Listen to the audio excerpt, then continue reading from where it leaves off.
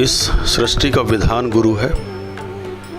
सृष्टि की सारी संरचनाएं गुरु द्वारा ही निर्मित हैं। मेन गुरु तो हमारी माँ होती है। गुरुरि ब्रह्मा गुरुरि देवो गुरुरि महेश्वरा गुरुरि साक्षात् ब्रह्मा तस्मै श्री गुरुवे नमः। अपने गुरुओं को बात मानना चाहिए और उन्हीं के अनुसार पे चलना चाहिए। पहले के ज़माने में लोग रहते थे, गुरु का बहुत आदर करते थे। देखा जाए इस समय पे उतना ज़्यादा नहीं हो रहा। आपके जीवन में अनुशासन और अभ्यास दोनों का होना अति आवश्यक है। तो बच्चों को डांटना भी चाहिए और ज़रूरत पड़ने उन्हें मारना भी चाहिए, क्योंकि अगर उन्हें हम डांटेंगे या मारेंगे नहीं तो वो एक डिसिप्लिन में नहीं आएंगे। वैदिक काल में, प्राचीन काल में रही है वो स्थिति अभी नहीं दिखाई दे रही है। गुरु के प्रति तो कहा जाए बहुत श्रद्धा है, क्योंकि आज हम जहाँ पे खड़े हैं, इस मुकाम में हम खड़े हैं तो उन्हीं की वजह से खड़े हैं। शिष्य का गुरु के प्रति समर्पण और गुरु का शिष्य के लिए मार्गदर्शन। गुरु क्या है कि आप मित्र की तरह ही रहते हैं।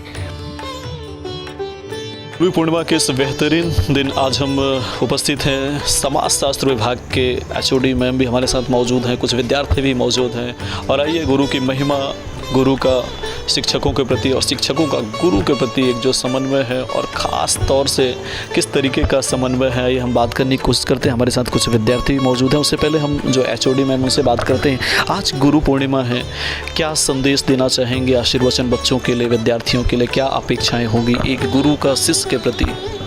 हाँ, आज गुरु पूर्णिमा है और गुरु पूर्णिमा के उपलक्ष्य में मैं अपने विद्यार्थियों को, अपने बच्चों को ये कहना चाहती हूँ कि विद्यार्थी जो हैं निरंतर शिक्षकों के संपर्क में रहा करें और शिक्षक के मार्गदर्शन से ही, शिक्षक के नेतृत्व से ही। जिस तरीके से ये कंप्यूटर, लैपटॉप, मोबाइल, ये कनेक्शन संपर्क तोड़ रहा है, आपको कितना घातक? कहीं ना कहीं आज की जो नई टेक्नोलॉजी है, जो आधुनिक तकनीकी है, इसकी वजह से गुरु शिष्य के जो संबंध हैं, उन संबंध में कहीं ना कहीं रुकावट पैदा हो रही है।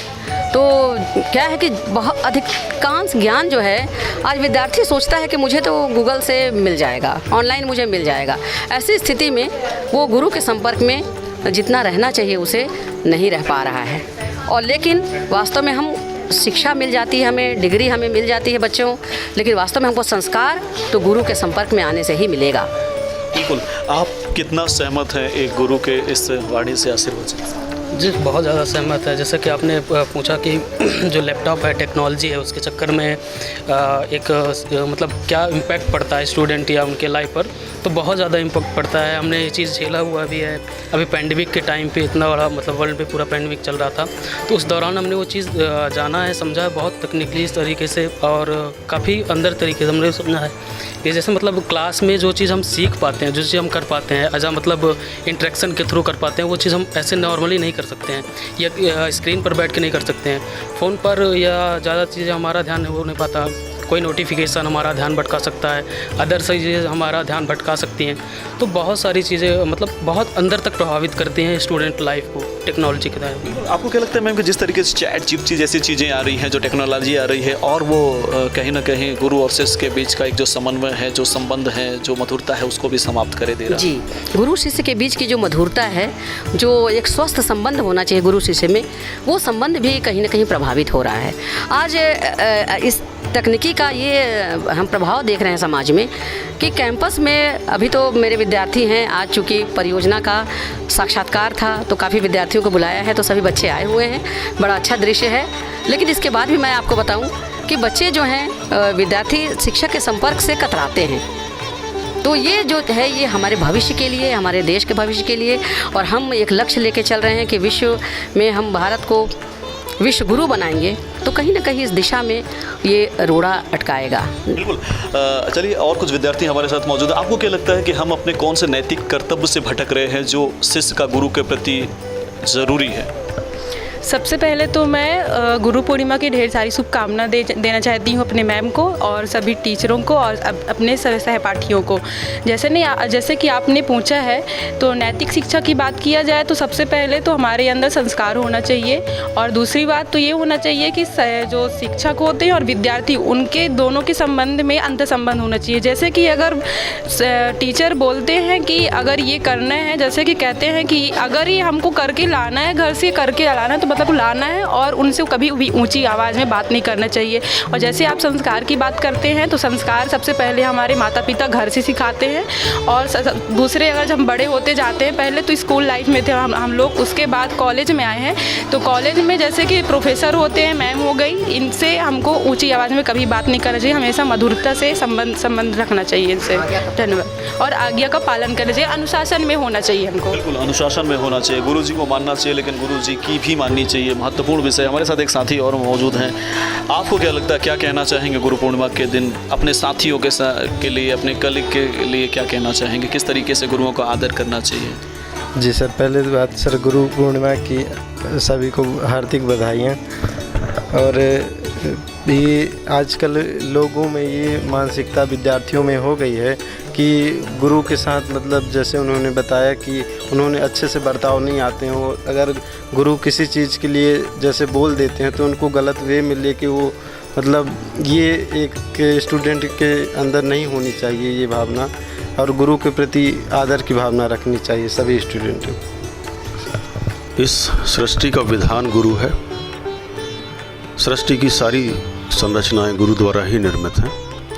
सारे संचालन, इस सृष्टि का नियमन, वर्तमान समाज की स्थिति कहाँ से कहाँ पहुँच गए आदिकाल से लेकर के आज का इस विकसित समाज और उसका मनुष्य, ये सारी चीज़ें गुरु की ही देन है। आज गुरु पूर्णिमा के दिन पर विश्व के समस्त गुरुओं को मेरा नमन। गुरु का शिष्य के प्रति स्नेह और शिष्यों का गुरु के प्रति श्रद्धा और भाव। ऐसे में हम हायर एजुकेशन के उस भूमि पर खड़े हैं जहाँ पे एक बड़े स्तर पर पढ़ाइयाँ होती आई। कुछ बच्चों से बात करते हैं। आज गुरु पूर्णिमा है, क्या कहना चाहेंगे गुरु जी के प्रति? जो एक गुरुजन होते हैं, जो शिक्षक होते थे, वो आज का जो एक विद्यार्थी है, कितनी श्रद्धा बची हुई है? गुरु के प्रति तो कहा जाए बहुत श्रद्धा है, क्योंकि आज हम जहाँ पे खड़े हैं, इस मुकाम में हम खड़े हैं तो उन्हीं की वजह से खड़े हैं। चाहे वो प्राथमिक शिक्षा हो, चाहे उच्च शिक्षा हो, गुरु गुरु होता है। चाहे छोटी भी मतलब ज्ञान कोई भी दे, वो एक गुरु ही होता है। और गुरु का इम्पोर्टेंस बिल्कुल। कहा जाता है हम गुरुओं को मानते हैं लेकिन गुरु की नहीं मानते हैं, इसके पीछे का सबसे बड़ा कारण क्या मानते हैं आप? सर गुरु तो परमेश्वर होता है वैसे कहा जाता तो, लेकिन कहने के लिए अभी परमेश्वर बच्चे हैं गुरु, जो स्तर घट रहा है गुरुओं के प्रति श्रद्धा का। जी ऐसा कुछ नहीं है। बाकी गुरुर् ब्रह्मा गुरुर्देवो गुरुर्महेश्वरा गुरुर्साक्षात् ब्रह्मा तस्मै श्री गुरुवे नमः। यो गुरु पूर्णिमा सिर्फ एक फॉर्मेलिटी के रूप में न रह जाए। गुरु का शिष्य का गुरु के प्रति समर्पण और गुरु का शिष्य के लिए मार्गदर्शन, ये सर्वोपरि है। ये जो हमारी प्रथा है चिरकाल से चली आ रही है। वैदिक ऋचाओं परंपराओं में हम गुरु शिष्य के बीच जो सामंजस्य हमने पढ़ा है, उसी का प्रतिपादन हम पहले भी करते आए हैं और आगे भी करते आएंगे। गुरु क्या है कि अब मित्र की तरह ही रहते हैं, मतलब अच्छे से पढ़ाते हैं, समझाते हैं, समझते हैं। आज के दिन क्या संदेश देना चाहेंगे विद्यार्थियों के लिए, क्या संदेश देना चाहेंगे और गुरु जी लोगों के लिए क्या कामनाएं करना चाहेंगे? हमारा तो यही संदेश रहेगा कि जो भी बच्चे हों या जो भी हो, बड़े हों, अपने गुरुओं को बात मानना चाहिए और उन्हीं के अनुसार पे चलना चाहिए। पहले के ज़माने में लोग रहते थे, गुरु का बहुत आदर करते थे। देखा जाए इस समय पे उतना ज़्यादा नहीं हो रहा। क्या कारण है इसका? सबसे बड़ा कारण क्या? कारण ये है कि बच्चे थोड़ी अपने आप में वो हो रहे हैं, अग्रसित हो रहे हैं, अपने से बड़ों का बात ना मानना। अग्रेसिव होने का कारण क्या मानते हैं? यही है सर कि गुरु जो है, गुरु को देखकर उनकी बात ना मानना, अपने मन का करना। ये क्यों ऐसा करते हैं? ऐसा यही कारण हो सकता है कि उनको अपने आप पे ज़्यादा भरोसा है, गुरु पे नहीं कर रहे हैं। बिल्कुल, इसको ओवर कॉन्फिडेंस अपन कह सकते हैं। लेकिन जिस तरीके से अभी हम जो प्राथमिक गुरु हुआ करते थे वो देखते थे काखा गा अनार अनार आम, क्या क्या हम सीखते थे उस समय। लेकिन अभी क्या होता है, कंप्यूटर और मोबाइल, इसी के बीच हम पढ़ाई लिखाई करते हैं। ऐसे में आपको क्या लगता है जो प्राथमिक गुरु है, हमें उन गुरु को मानने की वजह से कंप्यूटर लैपटॉप इनको मानने लगे हैं? आपको क्या लगता है? सर ये दोनों तो सही है, हमें दोनों चीज़ें माननी चाहिए। जो हम समाज से निकल रहे हैं, जो हम अपने मम्मी पापा, मेन गुरु तो हमारी माँ होती है, तो हमें जो मतलब घर से जो हमें मिलता है पहले तो हमें उस पर वो रहना चाहिए। अगर घर का वातावरण, अगर घर में अगर मम्मी पापा लोग, पेरेंट्स लोग जैसे भी हमें मतलब शिक्षा देते हैं तो फिर वो शिक्षा के हिसाब से फिर हमारा आगे का शिक्षा मतलब होता है। एक प्रथम चीज़ होती है जीवन में, अगर आप सफलता प्राप्त करना चाहते हैं तो आपके जीवन में अनुशासन और अभ्यास दोनों का होना अति आवश्यक है। अब हम जब गुरु और शिष्य की एक संबंध की बात करते हैं, उस दौरान भी मितव्ययता के साथ साथ एक अनुशासन की सीमा होनी अति आवश्यक है। एक दौर हुआ करता था कि जब शिक्षक बच्चों को पीटते थे और भय की वजह से वो डरते थे, और जब डरते थे तो अनुशासन आता था, जब अनुशासन आती थी तो अच्छी शिक्षा आती थी। आपको क्या लगता है इसके लिए परिजन कहाँ तक जिम्मेदार हैं कि जो अभी आने वाली पीढ़ी है, जो बच्चे हैं, वो गुरु जी के प्रति जो अगर ज़रा सा भी वो डांट दिए, मार दिए तो वो एक बड़ा मामला बन जाता है, बहुत इसका विरोध होता है। ऐसे में आपको क्या लगता है परिजन कहाँ तक जिम्मेदार हैं गुरु के प्रति श्रद्धा को कम करने के लिए? मेरे हिसाब से तो बच्चों को डांटना भी चाहिए और ज़रूरत पड़ने उन्हें मारना भी चाहिए, क्योंकि अगर उन्हें हम डांटेंगे या मारेंगे नहीं तो वो एक डिसिप्लिन में नहीं आएंगे। आजकल क्या होता है, पेरेंट्स में वो जिम्मेदार हैं, थोड़ा सा भी बच्चों को डांट दें तो वो एक बात का बहुत बड़ा पतंगड़ बना देते हैं कि बच्चे हमारे मत डांटो, वो फूल जैसे हैं, उन्हें कांटे लग जाएंगे। तो ये चीज़ नहीं होनी चाहिए। डांटना ज़रूरी है, डांट से इंसान सीखता है, उन्हें अपनी गलतियों के बारे में पता चलता है कि उसने क्या गलती करी। बिल्कुल, उनको अपनी गलतियों के बारे में पता चलता है। चलिए एक अंतिम मोमेंट पे हम पूछते हैं, आप ये बताएं कि आप में से किसको सबसे ज़्यादा मार पड़ी थी, किसको याद है अपने ज़िंदगी में जिससे सबसे ज़्यादा शिक्षक से पिटाई लगी हो? किस बात के लिए पड़ी थी? मुझे अनुशासनहीनता के लिए पिटाई बजी थी, क्योंकि क्लास बंक करने के कारण मेरे को बहुत मार बजी थी, और वो लास्ट मोमेंट था जब मेरे को मार बजा था। बिल्कुल। और किनको पड़ी थी? अच्छा, आपको क्यों पड़ी थी? सर मेरे को मार इसलिए पड़ती थी क्योंकि मैं जो स्कूल में एक्टिविटी नहीं भी होती थी वो सारी एक्टिविटी में करने को सोचता था, तो प्रैक्टिकल चलते रहते थे, वो बच्चों के साथ में और कभी कभी टीचर के साथ में भी।